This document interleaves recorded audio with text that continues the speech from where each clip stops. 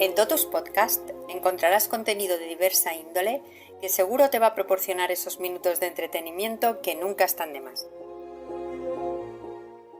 De todas las opciones que tenías para pasar los próximos minutos de tu vida, has elegido dedicárselo a las curiosidades que semanalmente os traemos para Totus Podcast. Y has elegido bien, te lo aseguro. El filósofo Epícteto decía que lo único que realmente nos pertenece es nuestro poder de elección. Hola, José. Muy buenas, Antonio. Y a ese poder de elección vamos a dedicar este programa. No profundizaremos en aspectos morales que atañen a la capacidad de decisión, ni en farragosas cuestiones filosóficas sobre las dosis de moral o de libre albedrío de aquellos actos que implican una elección. Vamos a comentar unas curiosidades sobre los procesos electorales a lo largo de la historia, o más bien de los métodos que se pusieron a disposición de la ciudadanía para que eligieran a sus gobernantes. Porque no siempre se usó lo de meter una papeleta en una urna, ¿eh? Como decía Antonio en la presentación del programa, has hecho bien en elegir a Totus Podcast. Que comience nuestra irreverente campaña electoral.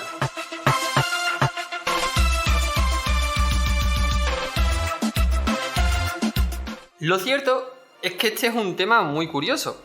Los procesos electorales los tenemos asumidos como lo que debe ser, algo normal en cualquier sociedad. Y, Antonio, ya que eres un verso suelto de la politología, algo podrás decirnos de las elecciones. Pues mira, como no podía ser de otra manera, toca pillar de nuevo el DeLorean para viajar a la Grecia clásica. Pero vamos antes que nada a aclarar que, aunque en la antigua Atenas, en Roma y hasta en la selección de papas y emperadores del Sacro Imperio Romano-Germánico, ya se usaban las elecciones. El rollo moderno de votar empezó a cocerse más en Europa y América del Norte a partir del siglo XVII. Yo sé que en la Edad Media, que por algo es uno de mis periodos históricos favoritos, el concepto electoral era más de corte estamental. Por ejemplo, el Parlamento británico representaba grupos, cada uno con sus chanchullos, claro, pero después viró más hacia el individuo como la unidad clave. Eso es, el voto por estamento dejó de ser la unidad de medida y vieron que las reivindicaciones por el voto personal tenía cierto sentido. Pero aún así, ya sabes, el poder aflojaba pero no soltaba la cuerda, limitaba el voto según la edad, prohibía votar a la mujer, esas cosas. El voto femenino tardó demasiado en llegar. No se normalizó hasta bien entrado el siglo XX. En Gran Bretaña permitieron votar a las mujeres en 1928, en España en 1931 con la Segunda República, en Francia en 1944, en Bélgica en 1949 y en Suiza las mujeres tuvieron que esperar hasta 1971 para ejercer su derecho al voto. Hecha esta acotación, volvamos al DeLorean, que antes nos habías puesto rumbo a la Grecia clásica. ¿Cómo votaba la gente entonces? Venga, viajamos un porrón de años hacia el pasado, hasta los inicios del siglo VI a.C., porque por esa época ya había una especie de democracia en marcha. El poder estaba en manos de quienes poseían tierras y cada vez que lo estimaban conveniente, armaban un proceso electoral para ver a quién se quitaban de en medio. Unas elecciones al revés. En vez de elegir a un representante, decidían a quién echaban. El que ganaba esas elecciones se ganaba el ostracismo. El más odiado era expulsado de la zona durante 10 años. Precisamente, ostracismo significa destierro por mala conducta. Pero cuidado, el origen de esta palabra griega toma el término ostrakon, que significa caparazón. Seguro que tiene que ver con el método electoral que se usaba para desterrar a la gente en aquella época. No se te escapa una, José. El ostracón se refería a caparazones de cualquier procedencia, desde cáscaras de huevos a las corazas de las ostras, pasando por cualquier objeto que tuviese esa forma. Así, los pequeños trozos de vasijas hechos de barro también formaban parte de ese campo semántico del ostracón. ¿Usaban esos trozos de vasijas como papeletas electorales? Se puede decir que sí. Para votar usaban pedacitos de cerámica rotos en los que se escribía el nombre del candidato al ostracismo. Si algún pobre candidato recibía más votos de los acordados, que solían ser unos 6.000 votos, pues ¡ale! ¡A pastar! ¿Y qué ocurría si ningún candidato alcanzaba el número de votos acordados para ganarse el destierro? Todos se salvaban. El resultado tenía que ser prácticamente por unanimidad. Si surgía algo así como un empate entre dos candidatos, tampoco se desterraba a nadie. Tengamos en cuenta que en esta peculiar democracia solo votaban los hombres terratenientes. En resumen, que usaban trozos de cerámica para votar al más odiado. No me imagino esa filosofía electoral en la actualidad, ¿eh? No, la verdad es que no. Avancemos un poco más porque la antigua Grecia fue un auténtico laboratorio de lo que a métodos electorales se refiere. Acabamos de ver un ejemplo de elección inversa, por decirlo así. Votar para que salga el menos querido, no el más deseado. El caso es que le vieron utilidad a eso de crear procesos electorales, con la diferencia de que no eran de elección directa, sino que la suerte, el azar, tenía un papel fundamental. ¿Eso cómo es? Te lo voy a explicar a través de uno de los artilugios que se usaban para esto que te acabo de decir. Nada de urnas ni papeletas, ni de trocitos de cerámicas esta vez.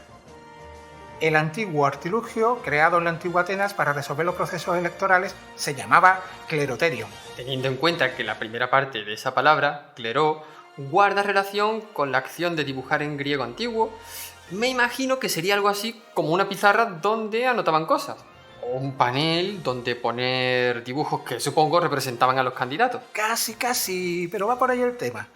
El cleroterium era una losa grande a la que se le hacía una serie de ranuras bien alineadas. Imagina una piedra grande con, por ejemplo, 10 columnas paralelas en las que cada una de ellas tenía 20 ranuras. Me hago una idea. Según el ejemplo que me acabas de decir, me imagino una losa de piedra rectangular con 200 ranuras distribuidas de manera ordenada. Y a ver, ¿para qué eran las ranuras? Para las pinaquias, José, que te lo tengo que decir todo. No me seas Pérez Reverte, a ver, ¿qué son las pinaquias? Las pinaquias eran unas placas de identificación. Cada ciudadano que participaba en este proceso electoral tenía su plaquita con su nombre, y esta plaquita era la que se encajaba en la ranura del cleroterium. Vamos, que en las ranuras se ponían los DNI de quienes se presentaban. Correcto. Y una vez que todas las ranuras se ocupasen con las pinaquias o los DNI, se podía iniciar el proceso electoral. Y ahora entrará la parte azarosa del proceso. Eso es. Antes ya decíamos que la suerte tenía un papel importante. No te he contado que el cleroterium, además de las ranuras donde se colocaban los nombres de los candidatos, tenía un mecanismo que consistía en un tubo al que se le introducía un puñado de bolas blancas y negras. Y como las máquinas estas que giras una manivela y te sale un chicle, pues igual. Los encargados del cleroterium avisaban de que se iniciaba el proceso desde la primera columna de ranuras. Accionaban una manivela y si la bola que salía era negra, esa columna de candidatos se descartaba. Si salía blanca, seguían avanzando. Así le daban a la manivela hasta quedarse con el número justo de ciudadanos que debían salir elegidos. Sí, vamos a dejarlo ahí. Vale. En realidad no es un sistema muy distinto a la insaculación, pero este era más riguroso. ¿Riguroso? Bueno, ahora me tienes que explicar cómo un método que se basa en el azar puede ser riguroso. Porque el procedimiento no se quedaba en los resultados del cleroterium. El sistema de ranuras, placas y bolitas era un filtro que en primer lugar se usaba para impedir que los oligarcas compraran el acceso a cargos importantes. Amigo. De esta manera, los atenienses evitaban que sus instituciones se contaminaran con corrupción. La verdad es que uno de los rasgos distintivos de la democracia ateniense era la creencia de que el poder corrompe, y por eso limitaban el tiempo en el que se podía ejercer los cargos electos. A esta forma de democracia se le apareja otros términos como demarquía, estococracia o lotocracia. Vamos a pisar el acelerador del DeLorean, José, que sé que estás deseando llegar a tu amada Edad Media. Vamos allá, rumbo al siglo XIII, uno de los siglos favoritos de Totus Podcast, el siglo del Papa Caranchoa y de la Feria de las Manzanas Silvestres. Si el oyente no sabe a qué te refieres, es porque debes visitar la web de Totus Podcast o echarle un vistazo a nuestros anteriores programas en las principales plataformas de streaming. Pues de Atenas nos vamos a la Venecia del citado siglo XIII, porque allí desarrollaron un proceso muy elaborado para elegir al dux, o magistrado supremo, que era la persona que ejercía la autoridad en aquella República de Venecia. ¿Y cómo de elaborado era ese proceso? No era tan pintoresco como el cleroterium, pero sí que sirvió como método fiable durante 5 siglos allí en Venecia. También era un proceso en el que la suerte tenía su protagonismo. Verás, primero elegían por sorteo a quienes podían participar en la votación final. La conocida práctica de votación de aprobación, o algo así, ¿no? Sí, algo así. Primero se organizaban 5 rondas de sorteo para decidir quiénes podían votar. En la primera ronda del sorteo salían seleccionados 30 electores. Y de esos 30 electores se sorteaba quienes seguían en las siguientes rondas de sorteo.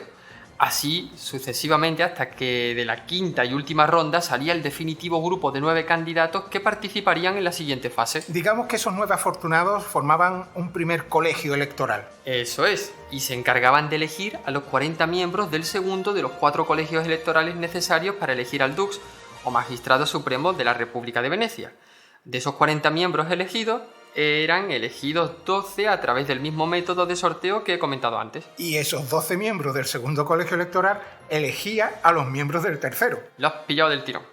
En este caso, esos 12 miembros elegían a 25 personas mediante votación de aprobación, que nuevamente se reducían para formar un tercer colegio electoral de 9 miembros por sorteo, y ese tercer colegio electoral seleccionaba a 45 personas que se reducían a 11 para formar un cuarto colegio electoral por sorteo. Esto parece una infinita disolución homeopática. Informamos de que se va a celebrar una conferencia mundial sobre calentamiento global en Japón.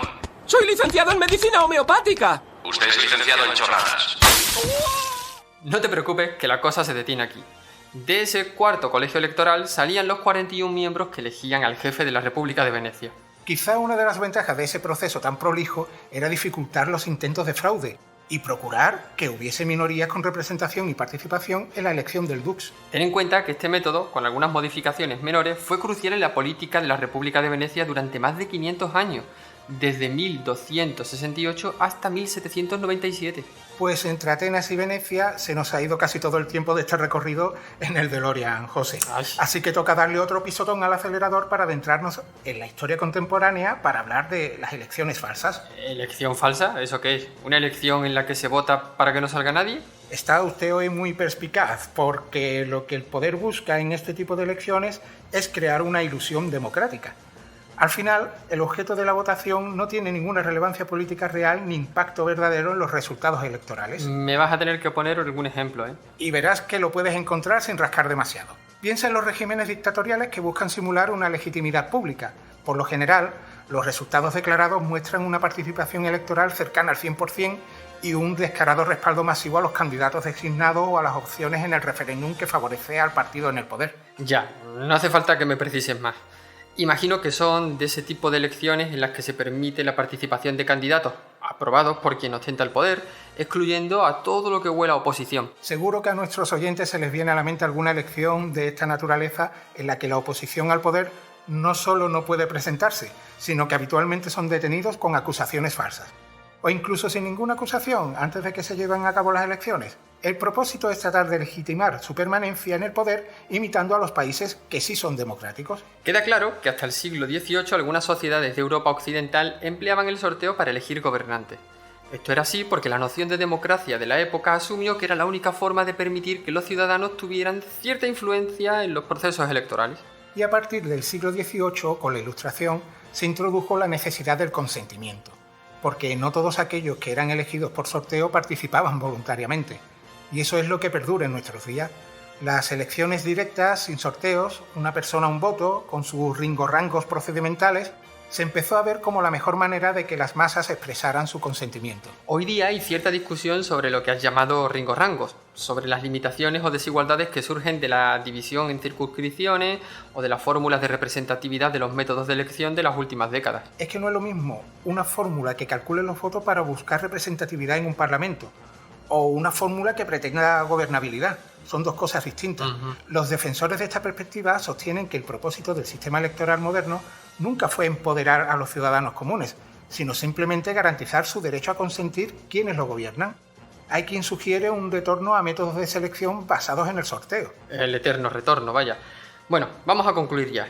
Y por mi parte quiero recordar al filósofo con el que abriste este programa, Epícteto. Supongo que sabes a qué corriente filosófica pertenecía. Pero por supuesto que lo sé, era estoico. No era estoico. Te confundes con un antiguo jugador del FC Barcelona.